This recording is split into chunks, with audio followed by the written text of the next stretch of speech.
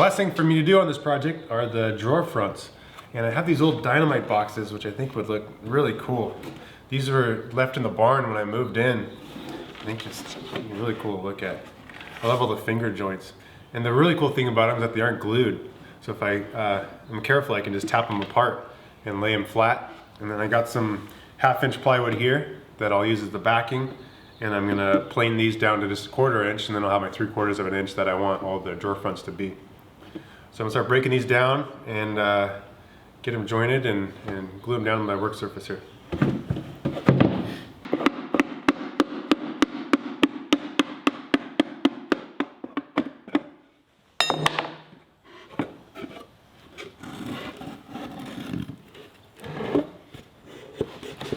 All right, I got a bunch of them done, flattened, and I'm just gonna work one by one, cutting them and fitting them to the backing board, because I have like the exact right amount of these boxes to do what I need to, and if I mess up and scrap one, I think I'm gonna be short, and I don't know what I'm gonna do if that happens. So I'm just take my time, cut them one by one and fit them on there.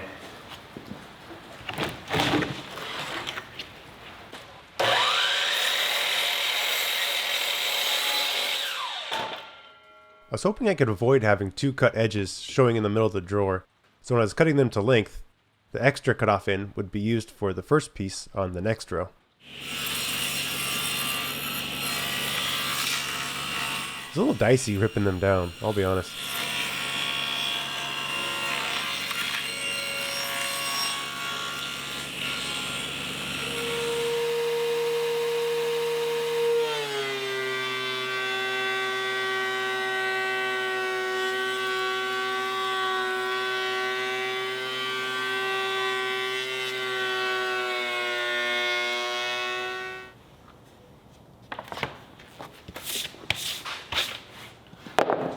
If I were to do this again, instead of doing 1/2-inch plywood and 1/4 inch thickness on the Dynamite boxes, I might do 3/8 and 3/8.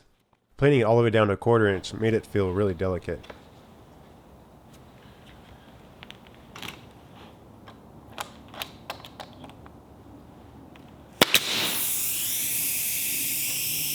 I was planning on just using brads around the outside to hold it while the glue dried, which would be cut away when I cut out the doors. But I found out I could barely see them and ended up just putting them in the middle of the permanent part of the drawer as well. The only downside to this is the higher risk of running the CNC end mill bit into one. After doing a couple of these now, I found the easiest way to do it is to glue them together on all the finger joints so it's one solid board, which makes it a lot easier to rip them down and run them through the surface planer.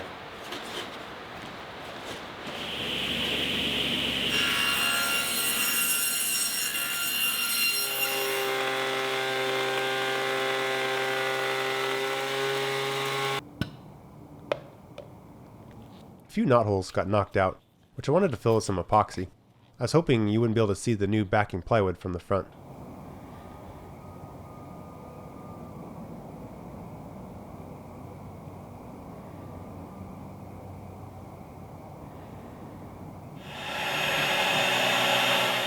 After giving them a couple days to dry, I put them face down on the CNC table so I could mill the mounting holes for the hinge at the same time, and then profiled around the perimeter of each door and the drawer front. I think I only found one brad nail, and it cut through it okay, luckily. I gave the corners 1/2-inch radiuses, which I thought best fit the metal frame with the weld bead in the corner. Hey! I haven't heard anything though.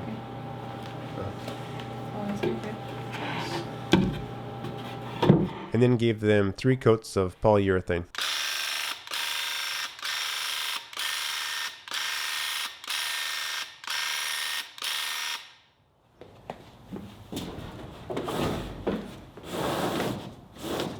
In between coats, I ran the electrical to the plugs in the bench.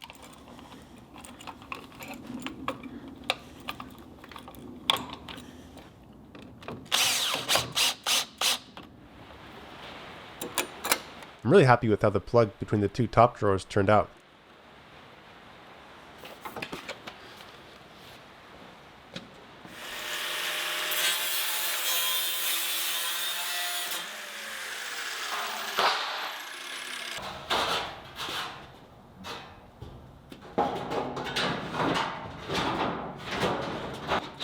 I also cut down the tin and got it back up on the wall. Just in time for some shop visitors. Ding, ding, ding, ding. Who's over there? See you there? Roisin! What do you think? Yeah, I'm putting it back up. It was broken? Yeah, it was broken. I'm fixing it. Ah! I stuck down some double-sided carpet tape on the drawer boxes to help hold the drawer fronts in place while I fastened them from the backside.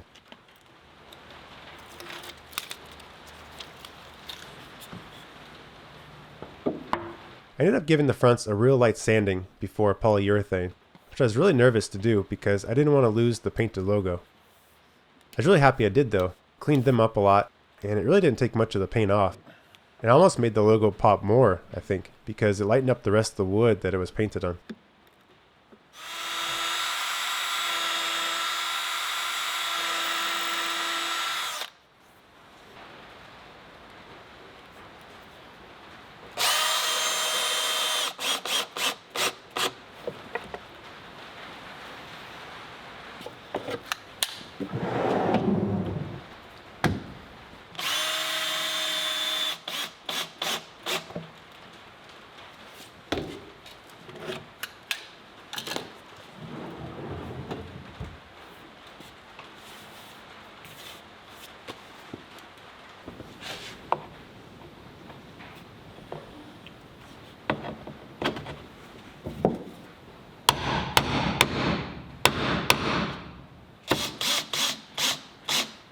Kelly and I were joking how the first drawer slides and soft close Euro-style hinges on our property are out here in the barn on the Workbench project. I've been promising her some new kitchen cabinets for quite a while now.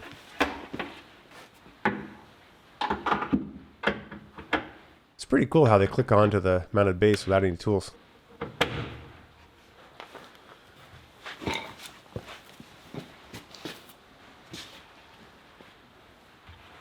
I looked online for some drawer pulls, but realized it would really be a cop-out of me to buy some. It's a great excuse for me to fire up my forge again. It's been way too long.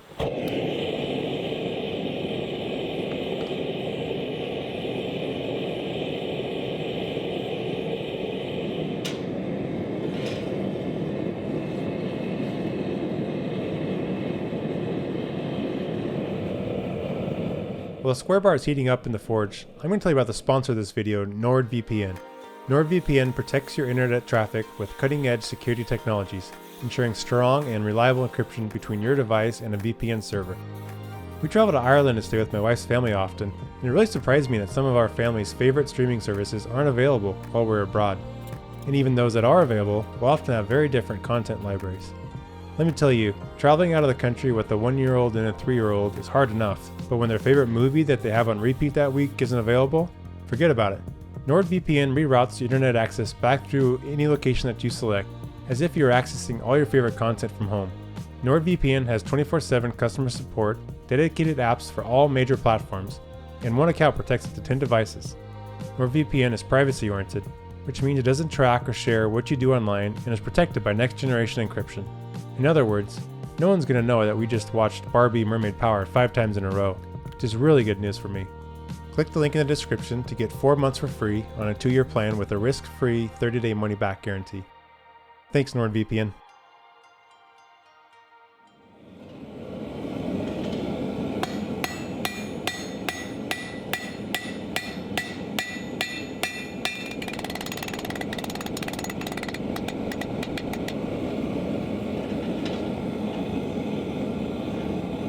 I thought my vise would be about the right width for a handle, which was convenient.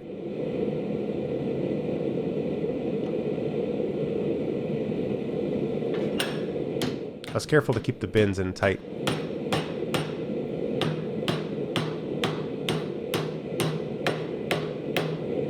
It's a weird thing, but it just feels great on a hot day to be hammering on the anvil next to the forge. Sweat's dripping off you, your arms are getting tired, you're filthy dirty. You just feel great. It's like doing a couple rounds on the heavy bag or something. Good for the dopamine levels.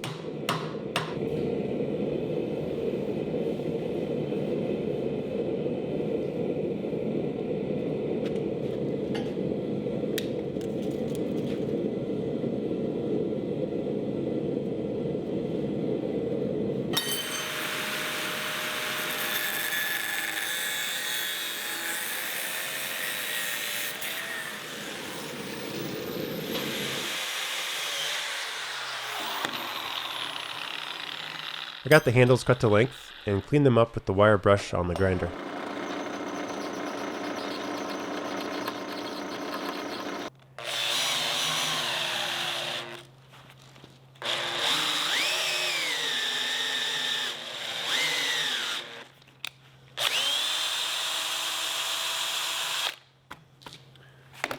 I drilled and tapped them, and then gave them a couple coats of beeswax and linseed oil.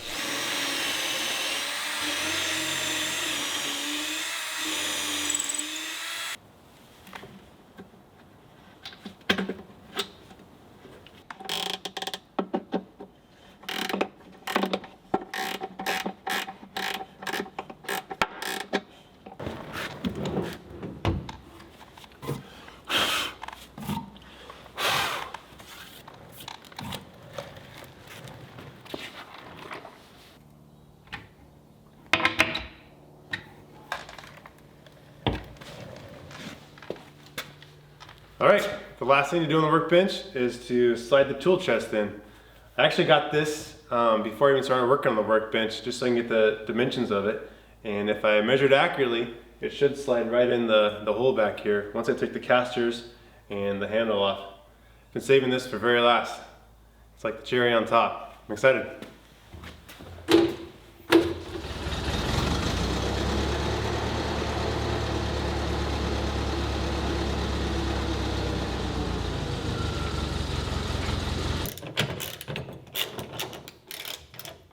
It was a nice and solid heavy-duty toolbox.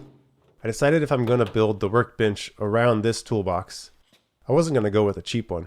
I wanted one that would last as long as everything else. I have no idea what I'm going to do if I didn't measure correctly. Fingers crossed.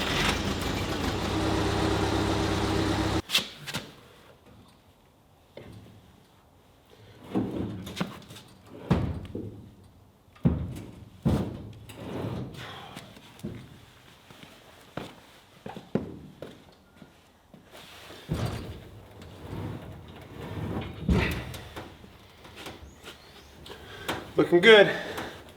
The website says it's just under 500 pounds, which I can attest to.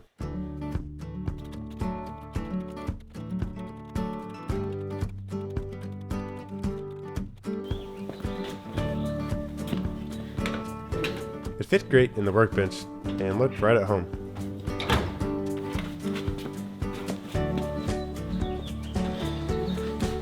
I think the workbench is going to be such a nice addition to the workspace here in my barn. I really think it's going to help me a lot with my organization and just has a ton of storage.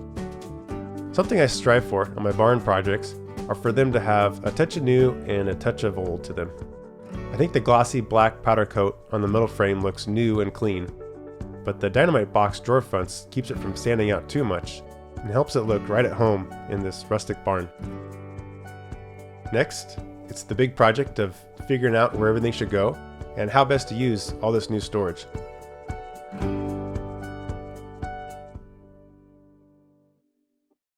Where'd they go? Hello. Who's there? There they are. Yeah. More? Bonnie's saying more. She's like frantic. Where'd Bonnie go? Hi, Roshi. You put my boots back on? Yeah, we'll put your boots back on. I miss you too. Now Bonnie wants to go.